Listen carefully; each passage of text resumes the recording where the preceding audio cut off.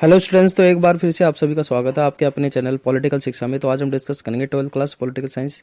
Chapter name is contemporary south Asia, यानी कि समकालीन दक्षिण एशिया, जिसका सब टॉपिक हम डिस्कस करेंगे India's relations with SAARC countries, यानी कि जो सार्क की कंट्रीज है, पाकिस्तान है, नेपाल है और भूटान है, बांग्लादेश है, इनके साथ भारत के साथ कैसे रिलेशंस है। और ये बच्चों आपका जो टॉपिक है ये पूरा 6 मार्क्स का है। तो अगर आप इसको टॉपिक को कर लेते हैं तो 6 मार्क्स आपके क्या होंगे, पक्का होंगे। और 12th क्लास के स्टूडेंट्स को फॉरवर्ड करना ना भूले। और बच्चों अगर आप ये जो मैं नोट्स बनाता हूँ ये सारे टेक्स्ट बुक्स में से बनाता हूँ, तो आप डायरेक्टली क्या कर सकते हैं, इनको नोट डाउन भी कर सकते हैं। Let's start the video. सबसे पहले हम डिस्कस करेंगे इंडिया एंड बांग्लादेश के रिलेशंस को लेकर। तो इंडिया एंड बांग्लादेश की रिलेशंस में प्रॉब्लम क्या है? तो प्रॉब्लम यह है कि the government of India the Bangladesh have differences over several issues. तो यानी कि शेयरिंग ऑफ गंगा वाटर और ब्रह्मपुत्र रिवर के जो नदी है उसके पानी को लेकर क्या है, बंटवारे को लेकर, गंगा और ब्रह्मपुत्र के पानी के बंटवारे को लेकर क्या है बच्चों, सरकारों के बीच, दोनों सरकारों के बीच में क्या है, मतभेद है।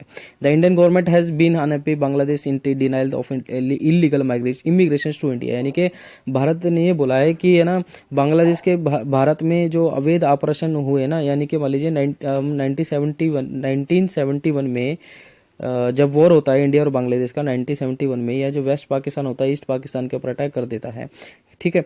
तो यहाँ पे अपनी जान बचाने के लिए क्या करते हैं, लगभग 70 से 80 लाख लोग क्या करते हैं, इंडिया में आ जाते हैं। और इंडिया भी उनको एक्सेप्ट कर लेता है, बोला चलो ठीक है आप अपनी जान बचाने के लिए भारत में आ जाओ।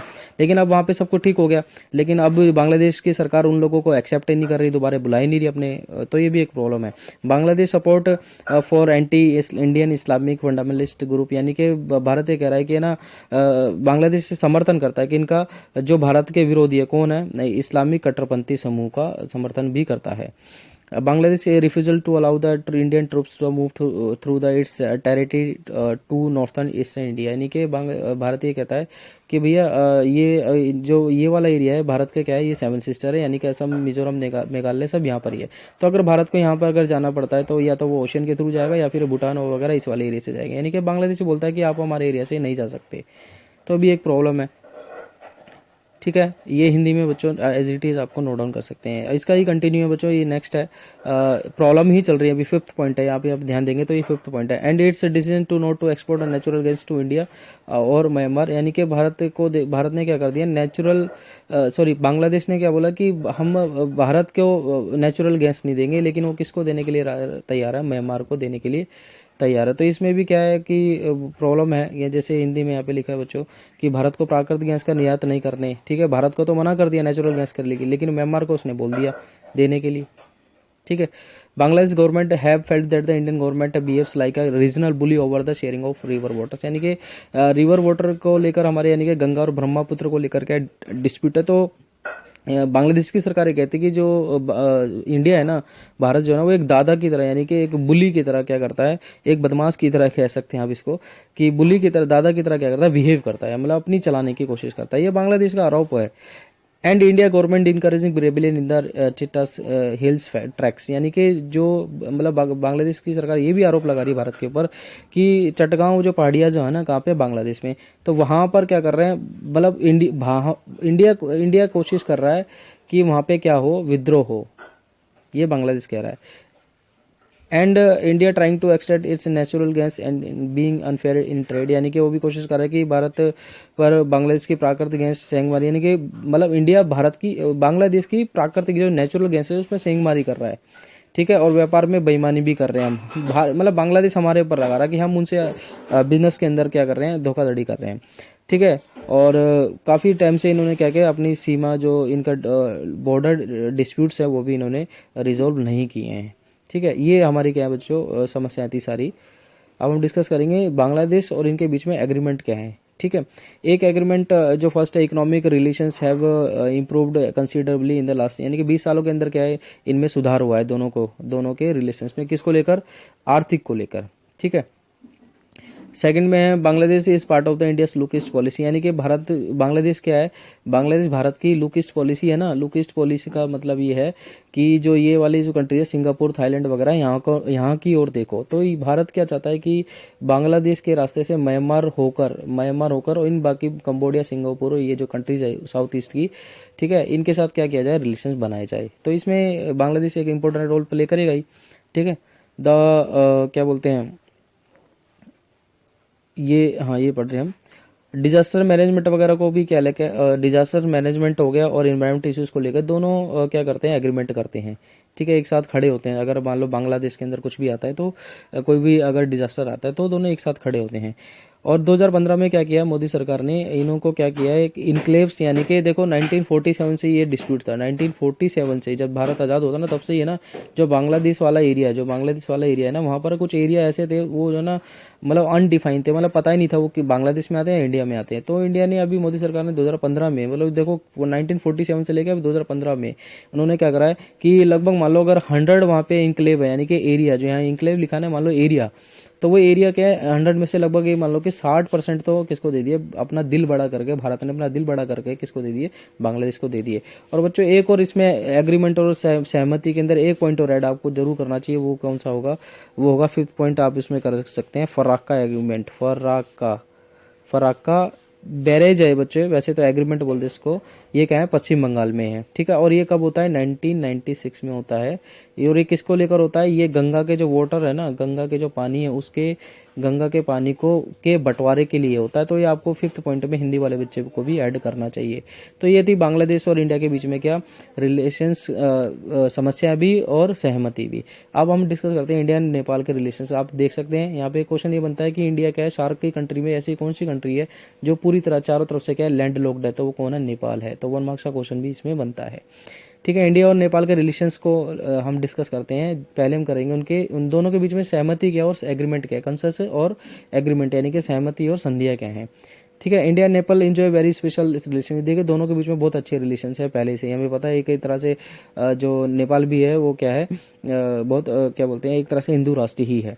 ठीक है, तो नेपाल क्या बोलते हैं, दोनों के बीच में ना एक ट्रीटी हो रखी है। दोनों के बीच में क्या हो रखी है, दोनों के बीच में एक ट्रीटी हो रखी है जिसके थ्रू वो क्या करते हैं, विदाउट वीज़ा के और विदाउट पासवर्ड के क्या कर सकते हैं, वहाँ पे जा भी सकते हैं और वहाँ पे काम भी कर सकते हैं।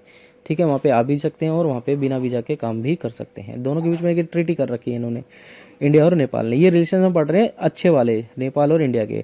Despite the differences trade scientific corporation common and natural. ठीक है, मतलब कई सारे प्रॉब्लम होने के बावजूद भी इन्होंने क्या किया है, दोनों के बीच में क्या है, बिजली उत्पादन को लेकर हो गया, इंटरलॉकिंग को लेकर क्या है, प्रोजेक्ट्स पे दोनों मिलकर काम कर रहे हैं। ठीक है, there is a hope that A considerable democracy, यानी कि अगर मान लो नेपाल के अंदर डेमोक्रेसी बनी रहती है तो इंडिया के लिए अच्छा ही है, रिलेशंस अच्छे होंगे और भी। क्योंकि अगर मान लो वहाँ पे मोनार्क सिस्टम होगा या माओइस्ट की गवर्नमेंट आती है तो वो इंडिया के साथ रिलेशंस बनाने में क्या करती है, प्रॉब्लम करती है। ठीक है, India Indo Nepal relations are fairly stable. अभी भी हमारे इंडिया और नेपाल के क्या रिलेशन अच्छे बने हुए हैं।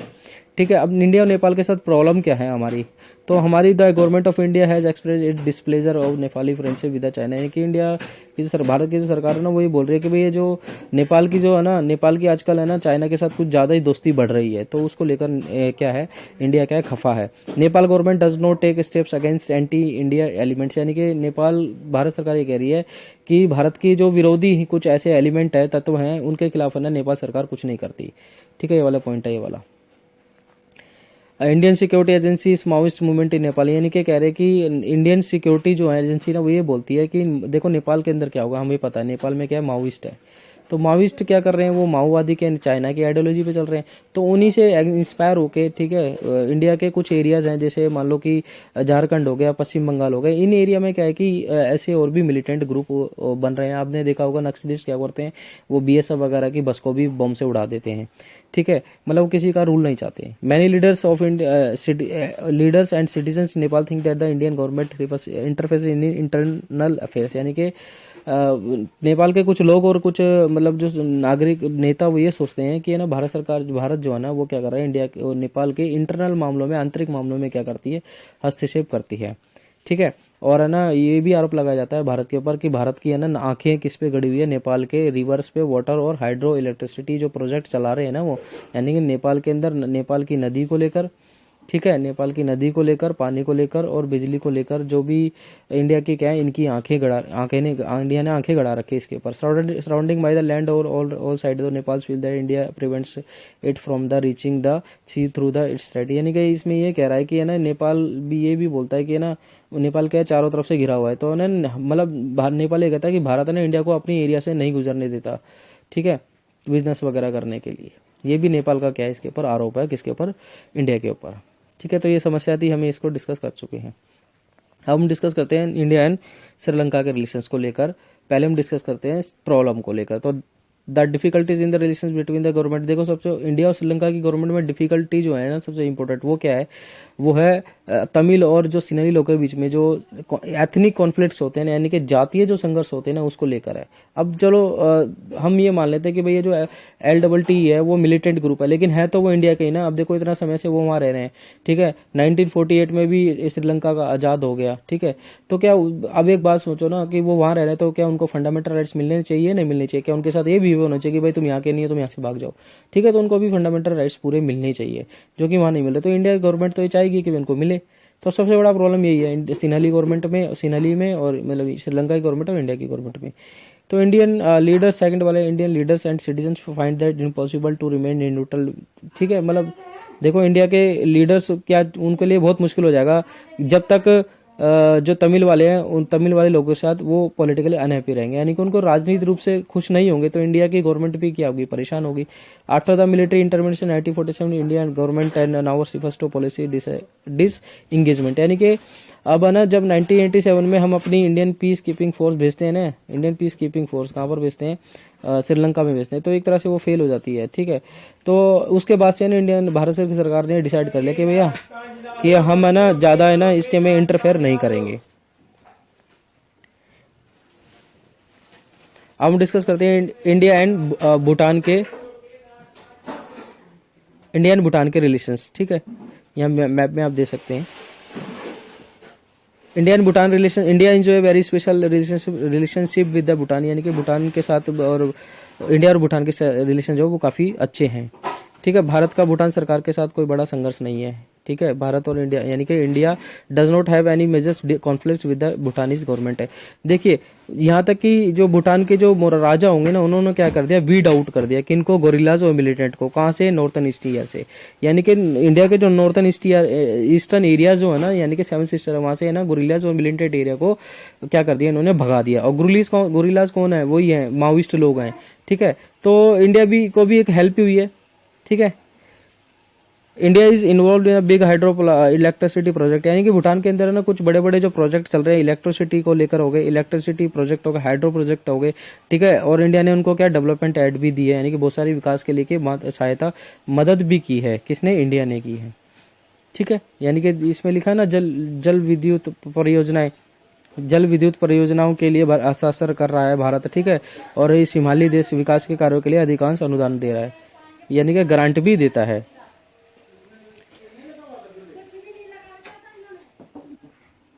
तो अब डिस्कस हम करते हैं इंडिया एंड मालदीव के रिलेशंस। तो इंडिया और मालदीव के रिलेशंस भी काफ़ी ठीक ही हैं, तो ठीक है। इन दोनों के वाम मतलब सौहार्दपूर्ण भी बने रहते हैं, अच्छे रिलेशन इनके पास।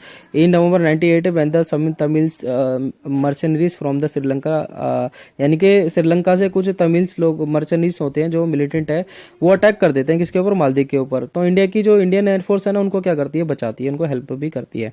India has also contribute towards the island economic development, tourism and fisheries को लेकर और टूरिज्म को लेकर इंडिया क्या कर रहा है, इस आइलैंड कंट्री को क्या कर रहा है, मालदीव को हेल्प भी कर रहा है। मालदीव आपको पता ही है छोटे छोटे आइलैंड में क्या हुआ है, बटा हुआ है, ठीक है। ये उसके क्या है, हिंदी में यहाँ पे लिखा हुआ है। अब कंक्लूजन क्या है, कंक्लूजन ये है कि देखो बच्चों, इंडिया जैसे India has a various problem is with its smaller neighbour in region, यानी कि इंडिया के साथ है ना बहुत प्रॉब्लम, जो छोटी छोटी कंट्री है ना उनके साथ प्रॉब्लम है, ठीक है। गिवन इट और given size and power they bound to be suspicious of India, यानी देखो इंडिया का आकार भी इतना बड़ा है, साइज में भी इतना बड़ा है, और इंडिया के पास पावर्स भी है, न्यूक्लियर स्टेट भी है। तो छोटे छोटे देश है ना, जैसे भूटान हो गया, ठीक है, बांग्लादेश हो, ये सोचते हैं कि भैया कहीं इंडिया हमारे ऊपर ही अटैक ना कर दे, ठीक है।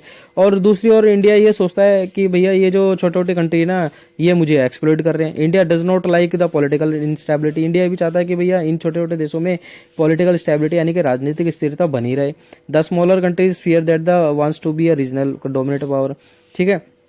यानी कि छोटे देशों को डर है कि भारत एक क्षेत्रीय और प्रभावशाली शक्ति बनना चाहता है, ठीक है। तो ये कुछ कंक्लूजन लास्ट के अंदर, तो इंडिया के साथ प्रॉब्लम भी है ये, ठीक है। तो थैंक यू बच्चों, अगर आपको वीडियो अच्छी लगती है तो 12th क्लास के स्टूडेंट को फॉरवर्ड करना ना बोले। Thank you so much.